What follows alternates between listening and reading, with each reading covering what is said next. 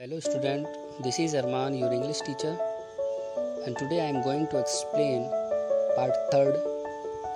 Before that, I will tell the short summary of part 2nd.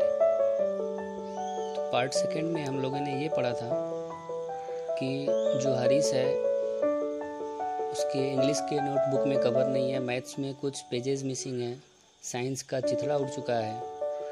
तो इसको देख के उसकी मम्मी ने बहुत गुस्सा किया था और टीचर्स के और मिसेज जया के साथ मिलकर उन्होंने प्लानिंग किया था जिसके वजह से हरीश को कुछ लेसन दिया जाए। तो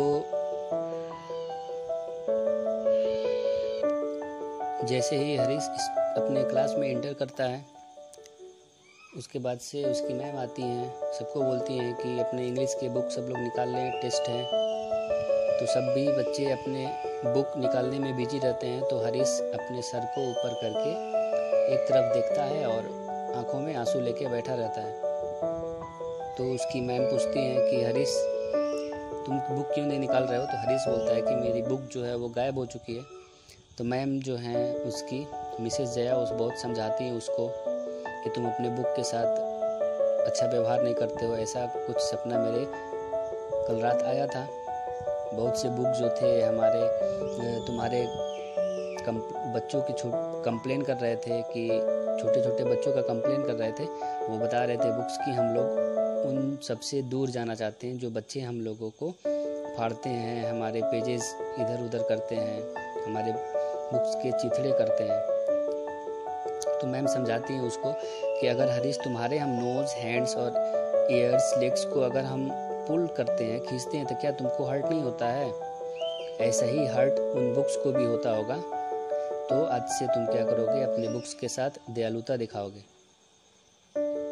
तो यही सब हम लोग पार्ट 2nd में पढ़े थे और अभी हम लोग पार्ट 3rd पढ़ेंगे जो कि लास्ट पार्ट है। Harish thought for a few moment. Harish कुछ क्षण सोचता है, कुछ पल सोचता है।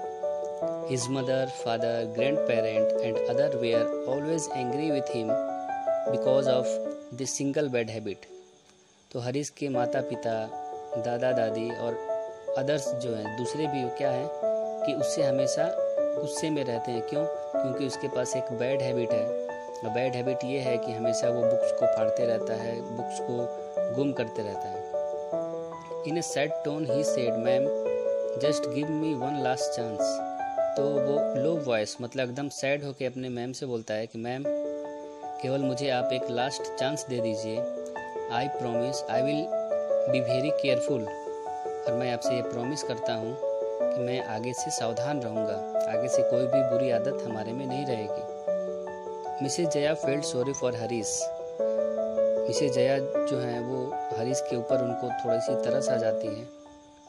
She said go home and check yourself. वो कहती हैं घर जाओ और अपने सेल्फ को चेक करो। I am sure your English notebook would have come back there now. मुझे विश्वास है कि जो तुम्हारी इंग्लिश नोटबुक होगी वो वहाँ पे वापस आ गई होगी। You can write the test in your rough notebook and remember don't tear the pages. तुम अभी अपने जो इंग्लिश का टेस्ट है वो अपने रफ नोटबुक में लिख सकते हो और याद रखो कि कभी भी आज के बाद से पेजेस नहीं फाड़ना है। Everyone burst into laughter. सभी बच्चे जोर जोर से हंसने लगते हैं। To Harish amazement when he reached home his notebook was right there on the shelf. Harish को देख के ये आश्चर्य हो गया कि जब वो घर पहुंचता है तो उसकी जो नोटबुक रहती है वो वहीं सेल्फ में मिलती है। आश्चर्य इसलिए हुआ क्योंकि वही सेल्फ में वो पहले खो जा रहता है जो हम लोग पार्ट 2nd में पढ़े थे। तो वो बुक नहीं मिलता है, लेकिन अभी कैसे मिल जाता है? तो how did he miss it in the morning. तो यहाँ क्वेश्चन पूछा गया है कि कैसे उसको बुक मॉर्निंग में नहीं मिला। Had Mrs Jaya dream really come true. क्या जो मिसेस जया थी उनकी जो सपना था, जो सपने देखी थी वो क्या सही था?